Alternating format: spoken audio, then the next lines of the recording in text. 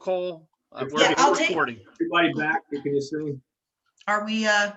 rolling? Yeah, we're rolling. Go ahead. Okay, Mr. Stamler. Here. Mr. Lilly. Oh, boy.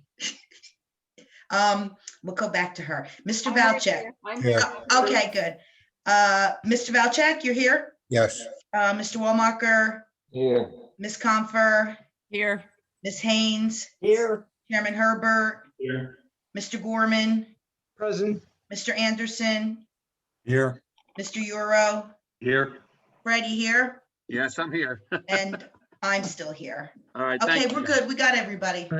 Okay, so before we had the technical problems, I think I was just ready to open for public comment. So Fred. Okay. Yeah, I do see somebody on the line. So again, I'll unmute your, please state your name and address for the record and spell your last name, please. So MG, are you there? MG is muted. Yeah, he's got to unmute himself. He's allowed to unmute himself or herself. There you go. Hi, Could you please state your name and address for the record, spelling your last name, please? yes, Maurice Geller, Geller. And your address? It's 103 Hodge. I'm right next door. I'm butting up to the property. Okay, And my thank you. neighbors, yeah, my neighbor's the one that's building the house. Sure. So you have a question for for Mike Ford, the witness at this? Yeah, I just was wondering about the, well, I had a question on the variances and I know now what that means and what that's all about. The well water, is that going to impact my well at all? Mike? Yeah, the applicant would be required to file through a licensed well driller, the ability to drill a well, and would have to comply with all the regulations per the health department. Okay, so that won't affect like my well, the capacity of me getting water, it won't diminish my water at all. Yeah, I'm not aware of any issues in this part of town with regards to yield of water. Yeah, that's what my question is. Right. Mike, wouldn't one of the tests be that they actually have to see the capacity of the well as part of it? Well, any new well does have to have a yield or capacity test. But the only portion of the town that requires, I'll say, an interference test where you actually like look at neighboring wells and because you would have to open a neighboring well is up on the mountain. And that's only for wells that are within a certain distance of each other. Okay. Yeah. My other thing is I have like, I know the property was staked out, but the stakes came out. And even though my edge of that area has some bushes and things, it does go in at least 10 feet beyond, but that stake has been removed. I don't want anybody crossing into that space. Yeah, part of the construction would be filing for a building permit. That would have to be reviewed and approved by the engineering department as well as the construction department. And during construction, there would have to be a silt fence placed at the limit of disturbance. So Okay, there would be like a physical barrier that would demarcate, where this property is and where the limits of disturbance are. okay, because it's kind of like you said, it is a wooded area to some degree, and it is, no, some degree. And my area, part of it is wooded. That border does have woods on it or bushes. And I'm not in, I just want it to stay the way it is. And I don't want anybody thinking that that's part of that other land. Understood. Yeah, yeah. And also debris coming off of all that work. I'm concerned about that because I know debris tends to come towards me, and like we get things in our pool from debris from, construction, roof retiling and all that stuff. And I really would like not to have that. I keep picking up garbage off of my land from, things of that nature. Okay. Okay. Okay, I know it's a small concern, but because I have a pool and it does become annoying. Yeah. Okay, that's my only couple concerns. Thank you. Thank you. Anybody else in public have a question from Mr. Ford? I see no others, Chairman. Okay. So, okay, any more questions from the board members or statements? Can I just interject one, thing? We talked about moving the house closer to Hodge.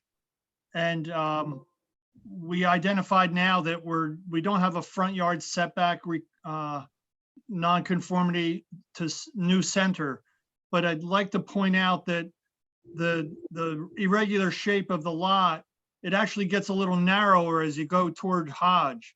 So when we move the house closer to Hodge and maintain that 30-foot side yard setback to Mrs. Geller's property, there may be a slight encroachment on the front yard setback along New Center. Right now, we're at 75 feet. It may be, I'll say inches. I could defer to Mr. Euro with his thoughts on it, but I just want to, from a factual standpoint, by sliding the house closer to Hodge, it may actually create that other nonconformity.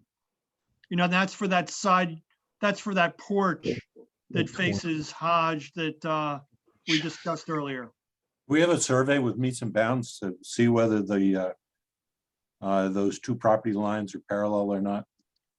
It actually is. We do have a survey that was submitted as part of the application, and the variance plan identifies the bearings of those two those two property lines, Mr. Anderson, and I looked at them during our break, and they are just slightly different in bearing. One is about 27 degrees and the other one's about 25 or 26. They're slightly off. If they were parallel, I wouldn't be making this point. All right, so it narrows slightly toward Hodge. Yes, sir. Okay, yeah, nothing that I have seems to have those bearings on it, but I'm sure you can read it better than I anyway. All right, the board needs to be aware of that because this is, as Mr. Ford says, assuming that the 30 feet is maintained, that is going to create a setback variance off Hodge Road. Although it may well be inches, it'll still create a setback variance. The alternative is to move it so that the setback from setback from New Center remains the same, but that would slightly, again, perhaps only by inches, reduce the 30 feet. Correct. So what do we need to do? Put a optional variance in there in case it happens? Right. Well, you can't have an optional variance. So, Well, who said so? well, unfortunately, the law says that, but I'm just the bad guy that gets to tell you what the law says. I mean, Hey, Mark, how would I possibly, if I move to approve this application with the following conditions, how the heck do I word that? I guess Well, that was the question. Let me put it this way. If Mr. Ford is satisfied that it will not create more than a 1 foot discrepancy, then you simply approve it as 1 foot closer to New Center.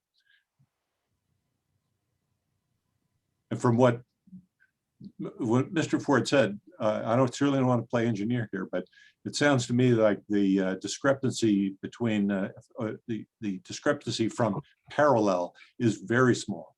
Right. I see Mr. Ford looking around, see it because I put him on the spot. No, I'm looking for a scale, and you're right. It's I right mean, now we're at the. do we say within 2 feet? Well, I don't think you can say within. I think you can simply give them a variance to go to, I have to get out the other plan here, go to 74 feet from New Center Road. They don't have to take the whole thing. But if you allowed them to go 74 feet, and again, as long as Mr. Ford is comfortable that gives them the wiggle room, then I think it covers the issue. Yes. If the difference in bearing is 2%, then it's 3.5% of whatever you move the house by. So if you're moving it by 10 feet up that angle, it changes by 3.5% of 10 feet. If that makes sense. So it's inches. It's a very small number. Right. It's probably about 1.5 inches, right? 10 feet is 120 inches. 3% of that is, well, Yeah, well, Come on, Jim. it's 4 inches. All right. 10%. It's about 4 inches. Yeah. And that's why I think the 74-foot setback to new center roads that's been suggested as part of the relief that would be potentially granted here would provide for that tolerance. Okay. So, are we ready for a motion or? Yeah, Mr. Chairman, technically you haven't opened to public comment. I don't know if, Yeah, I think, okay, yeah, let me open it to public comment, Fred. Sure. Anybody from the public have a comment on this application at this time? Please raise your hand. I see none, Chairman. Okay, so go ahead, John. a motion to approve this application. And as always, Mark and you, Chicky, just make sure, if I miss anything, I'm sure you'll let me know. A motion to approve this application with the following conditions that, Chicky, you mentioned that the county right of way on South Branch Road, if needed, the applicant will provide in that. The applicant agreed to a phase 1 environmental study. We're moving the house that decreases the driveway length closer to Hodge. And By the 15 applicant feet. will agree. The applicant will agree to any of our engineers' recommendations that include the grading, swale or drainage toward the easterly property line and so forth. And also now with the setback of 74 feet to New Center Road. And did I miss anything? Mr. Gorman raised the question about site triangles. Okay, and the applicant will not plant any trees within the site triangle limitations. Is that good? My recollection, Mr. Gorman may know this better than I, my recollection is the township ordinance does have a diagram for site triangles. So I think it would be sufficient to have a condition that they would comply with the typical required site triangles at the two corners. Actually, that- I defer this to the engineers. Does the county have a different restriction with their site triangles? They may, so I would make the resolution state that follow the appropriate site triangle per the township ordinance and the county requirements and/or the county requirements. And I'll make that a part of my motion. Thank you. Mr. Stammer, I think there was also a question regarding a phase 1. I mentioned that. Mention that. He Okay, did I'm mention sorry. that. Although I would suggest that the condition be not just that a phase 1 be performed, because you could perform a phase 1 and then say, well, I'm going to build on top of this dump anyway. But phase 1 that is found to be satisfactory by the engineer. Correct, and that'll be part of the motion. That sounds good. Here a second. Second. Second. Any more discussion on the motion? Hearing none, Tina? Mr. Stamler, Yes, Miss Lilly, Yes. Mr. Valchek, yes, Mr. Walmacher, Yes. Miss Comfer, Yes. Miss Haynes, Yes. Chairman Herbert. Yes. Okay. Good. Thank you. thank you. welcome. Mike. Take care. Good night. Okay, so we have one more application this evening. The Wallace application file BA 2104.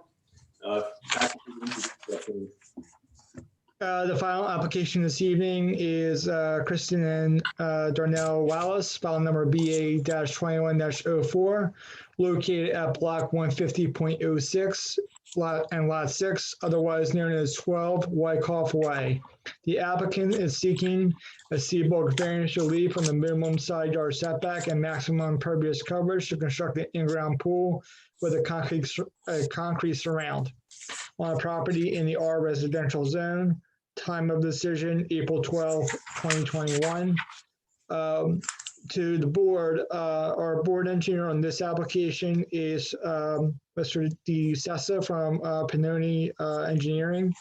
He'll be our new board engineer on new applications going forward. I just want to introduce him to the board. Okay. Welcome aboard, Mr. Bissett. How you doing, Drew? Good, thank you, board members. I'm pleased to be here. Okay, Chairman, Mr. Chairman, this application has one kind of wrinkle that I've discussed, I think, a couple of times with Mr. Gorman. The ordinance has this difficult to understand provision about reducing yards if the basic 25 feet, I think it's 25 feet, cannot be maintained. That I don't know exactly how to interpret cannot. At least as I look at this application, it would not be inconceivable. It may be very inconvenient, but it would not be inconceivable that the basic yard variance could be maintained. So assuming the board wants to approve this, I think the board needs to make a finding for these purposes that the side yard cannot be maintained, and therefore the exception in the ordinance applies. Mr. Anderson, it's rear yard, not side yard. Rear yard. If I said side yard, This is for the side yard. if I the said exception side for yard, rear. I certainly misspoke. Mr. Gorman is correct that it is rear yard. So, yeah, so the variance tonight is for the side yard for the proposed pool. The exception possibility is for the rear yard. right, and the other Thank thing you. that was in your memo is something about a shed, far corner, but there was no shed there, right?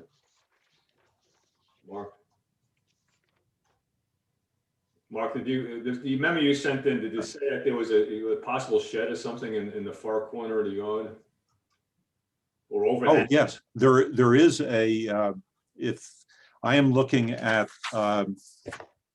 the variance plan, this is also reflected on the survey. In the upper left, that would be the northwest corner.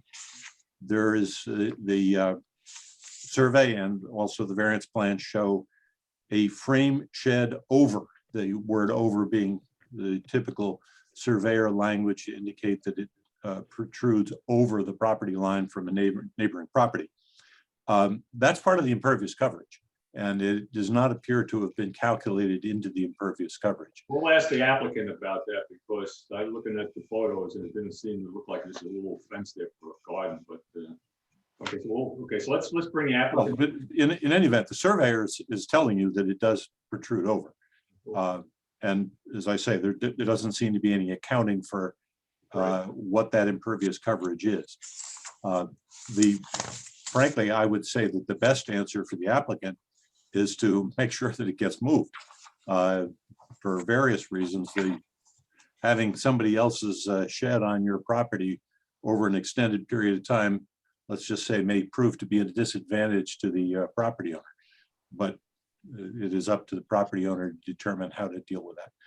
But I raised the question primarily because if it is to remain, it is an unknown additional impervious coverage, and I'm not sure how the board grants a variance that includes an unknown quantity.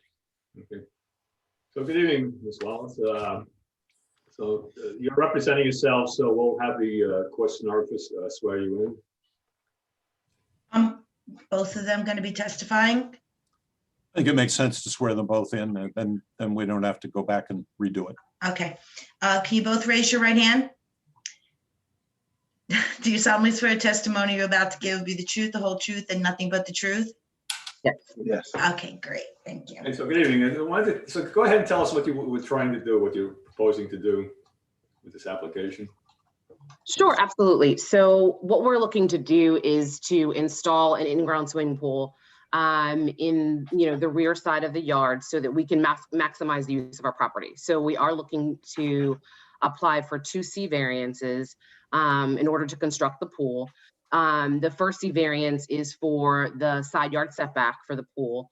And in the plans, I believe we proposed 12.5 feet where 25 feet is required. And then we're also applying for a second C variance for additional impervious land coverage to allow for some additional cement decking around the pool.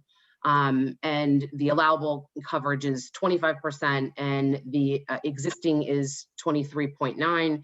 And then the proposed is the 28.8.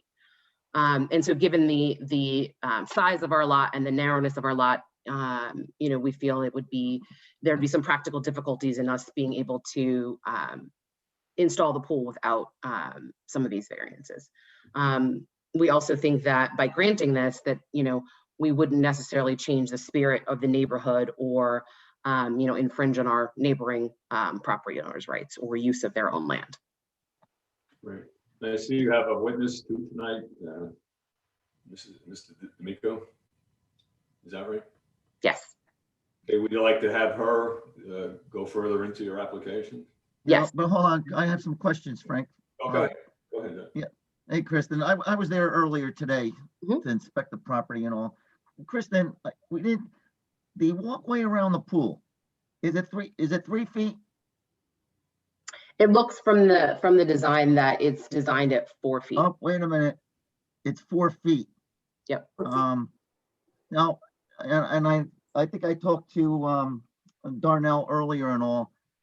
I'm a pool owner or previous pool owner and all, and 3 feet is more than enough for around a pool. I think you could probably improve the impervious size, decrease it if you made that 3 feet. I couldn't read it earlier today where I could see it now. It says 4 feet wide.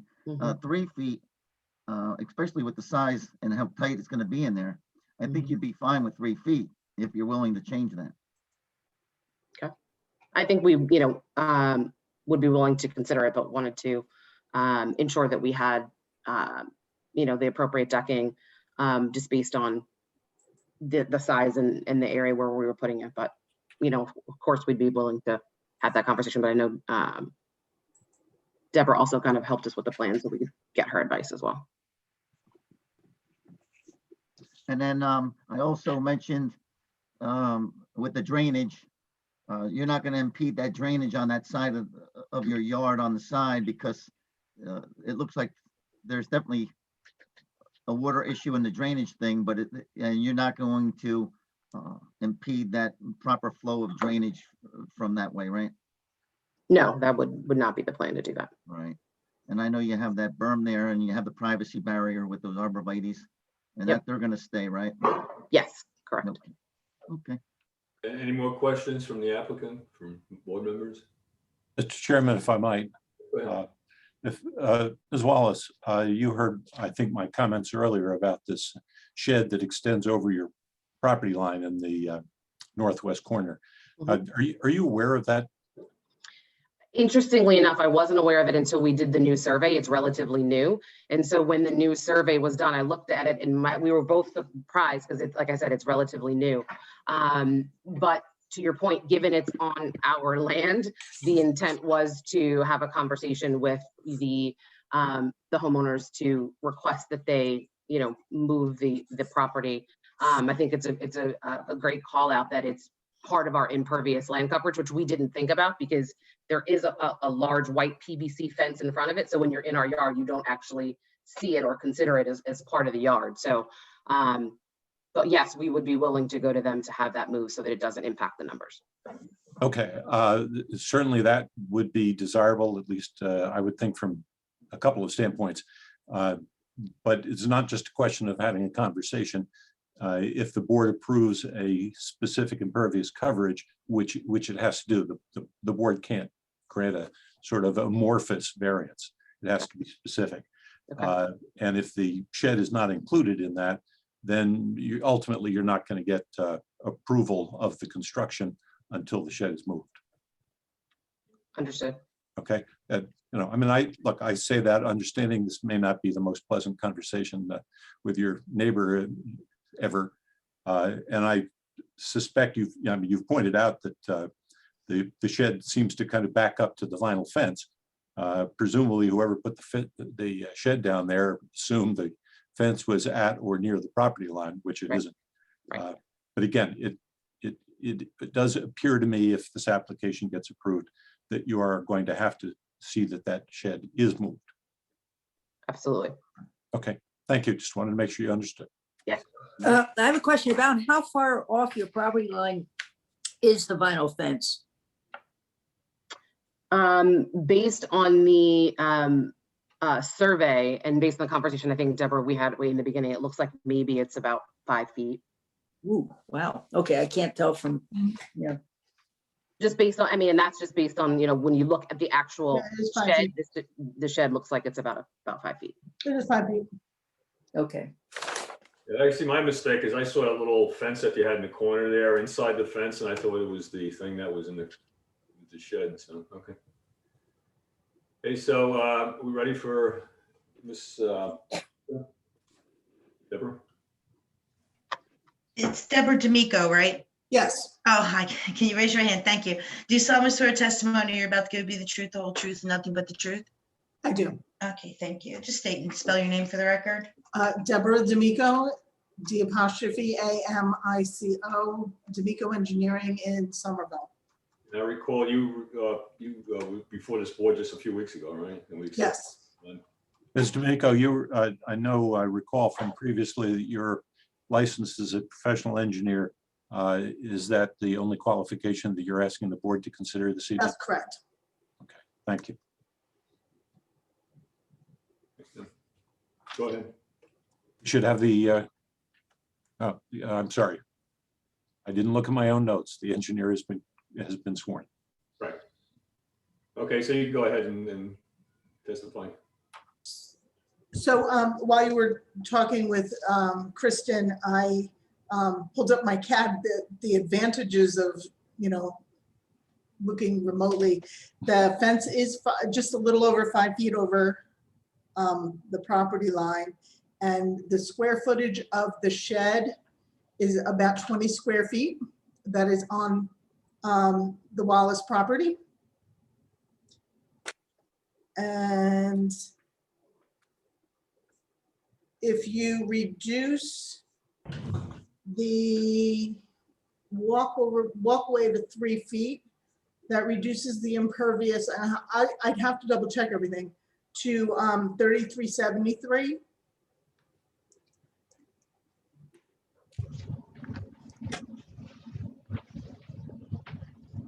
Have you reduced that to a percentage? That's 27.7%. 27.7%. That does not include the 20 feet for the shed.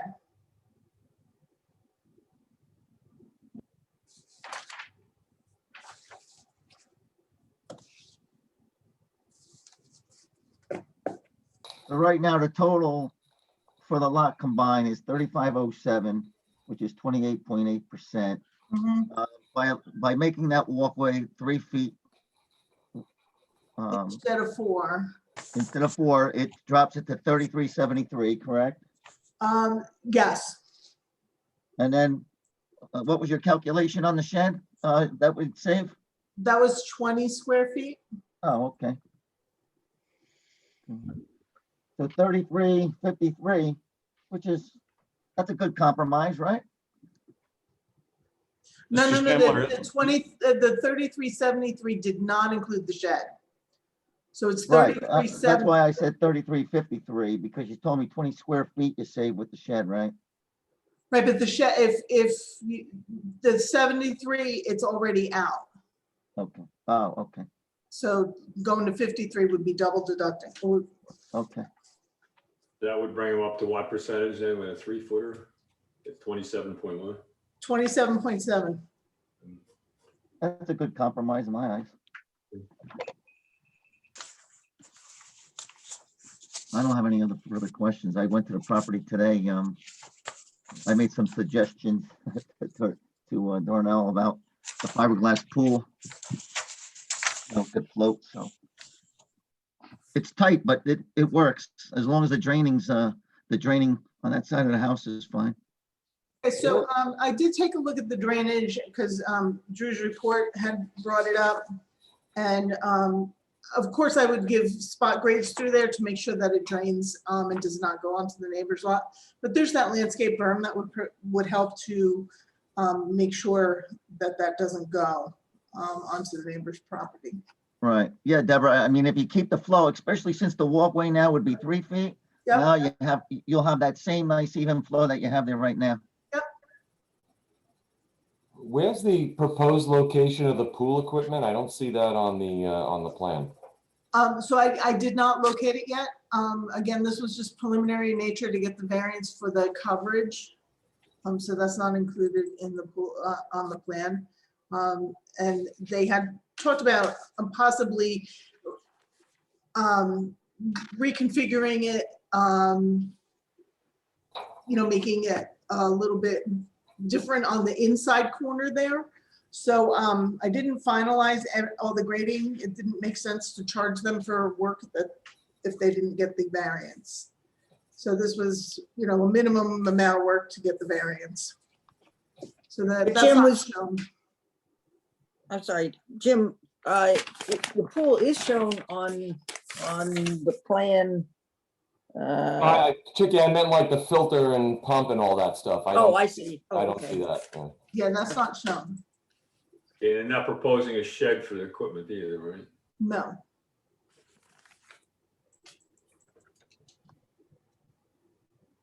Okay, Frank. Any other questions from this witness? So do I take it that the applicant is agreeable to the 3-foot reduction in? Yes, we would do if that's what's required, absolutely.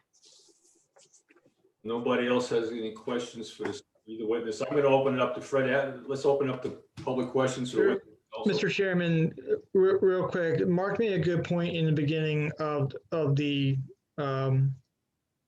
application. Ms. D'Amico, is there any way that you could demonstrate that the rear yard setback can be reduced to 12.5? Why does it have to be at 12.5? Okay, And why so can't it comply to 25? right, so you have to have the pool, I believe it's 10 feet from the house already. So you can't slide it towards the house for building and meet the building code. So the only way to do that would be to shorten the pool by another 12.5 feet. And it's not, then you're talking no pool at all. Hey, Deborah, with the decrease in the concrete walkway around, can we save 2 feet by moving, since we're shaving? I'd have to see if, I don't remember what I have the pool from the pool to the house distance. Oh. I think that's set at the minimum. Okay. Because that's measured from the edge of the water. So you might not be able to scooch that in. Right. So essentially, of your testimony would be, is 10 feet from the house, not 10 feet from the deck? Yes, I believe it's 10 feet from the house. Is the building code. So where are you going with this, Patrick? Well, this is the issue I This raised. is an ordinance, John. This is the issue I raised before, and it's language in the ordinance that I don't think anybody can reasonably understand.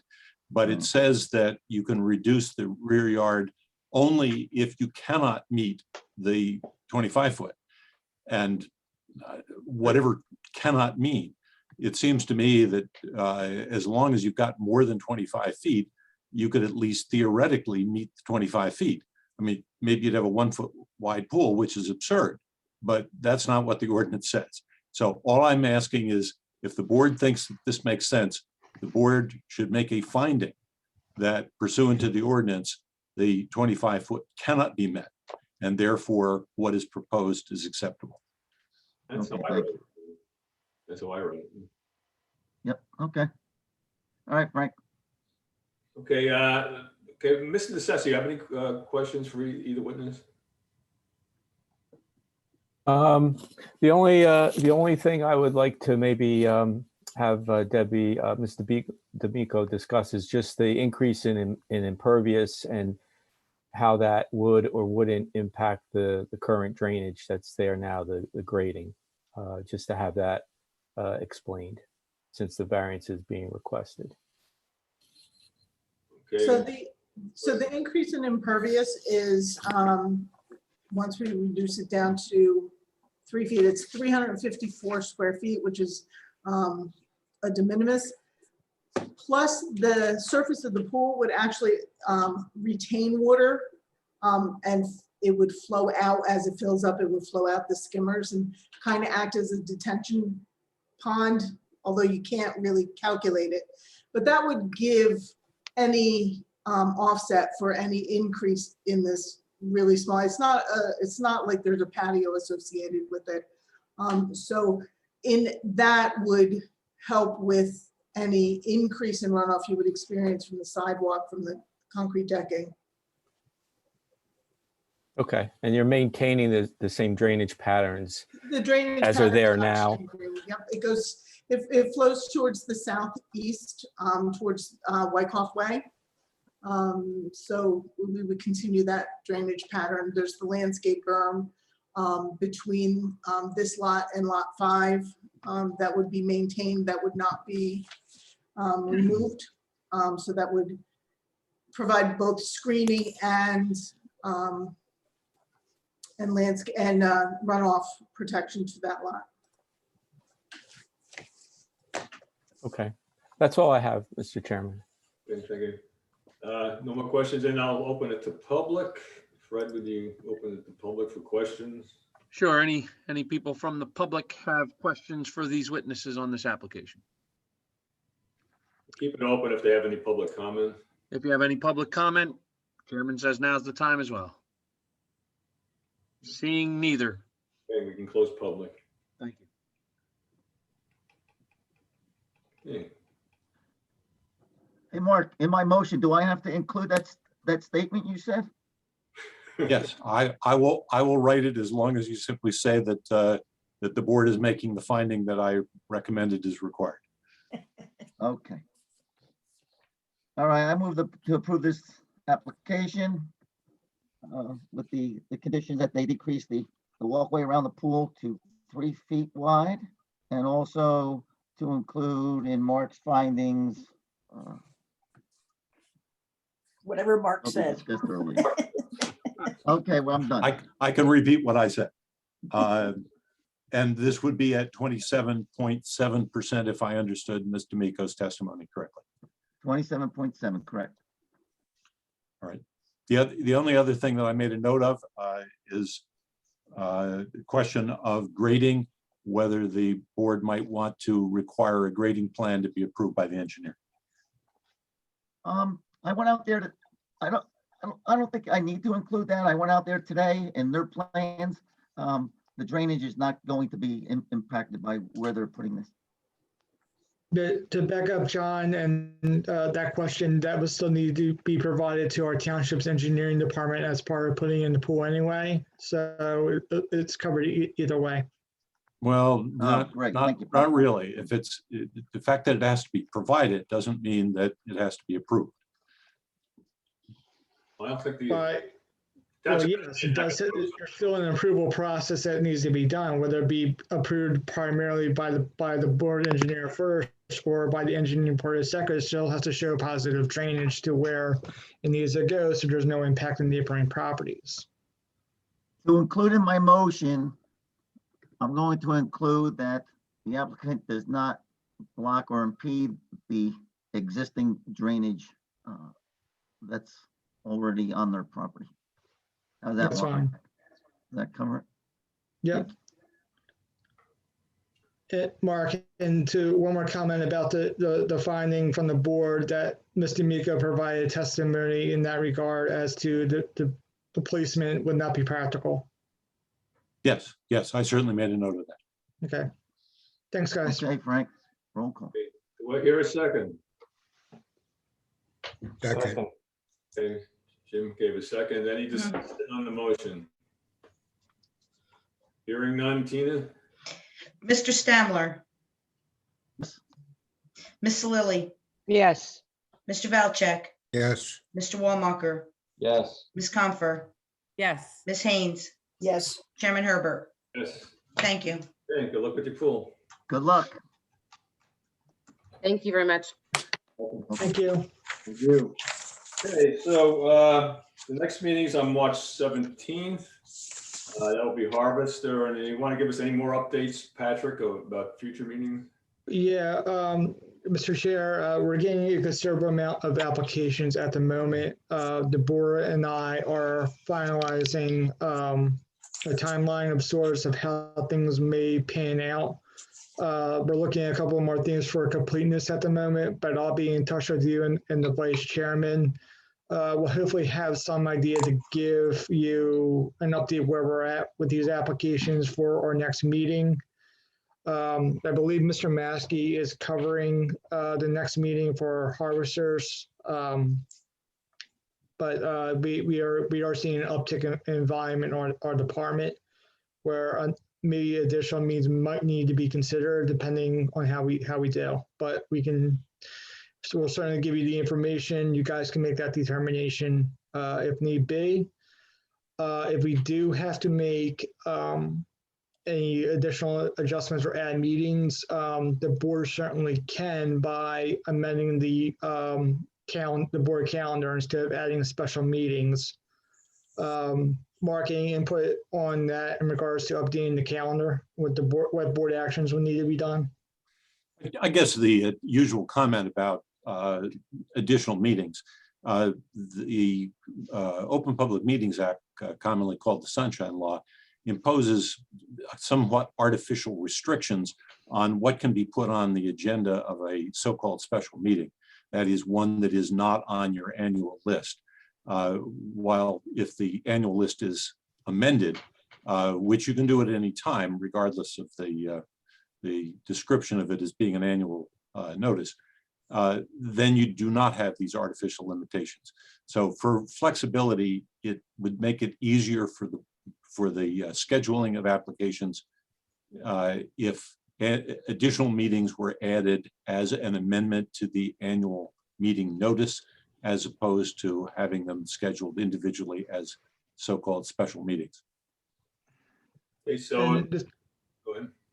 I'm sorry, and just to add one more comment. So just for the board to be aware is that though our completeness review times have been increased, thanks to the legislature and the DCA of allowing more time to find and complete, our ability to hear things in our time of decision has decreased a bit. I'm not sure why they made that motion, but that it gives us a little bit of a time crunch at the same time. So if we don't get extensions, then we don't want to see things have automatic approvals because we didn't do something in time. So we'll be on top of it. Okay, so we'll probably have more information at the March 17th meeting. Yeah, I want to look at these things more from a completeness standpoint. So we're going to say, hey, we need to really put these on at this point and give you guys the best information possible, rather than also we have to wait for something from the applicant. Okay. Any more discussion? If not, time to adjourn. Do I hear a motion? Motion to get out of here. Okay, so we're a second. Those in favor? Aye. Aye. Good evening. See you next. Okay. Thank Thanks, you. Aloha, guys. Mark. Thanks for dealing with a little bit of IT issue tonight. Sorry about that. Aloha to you.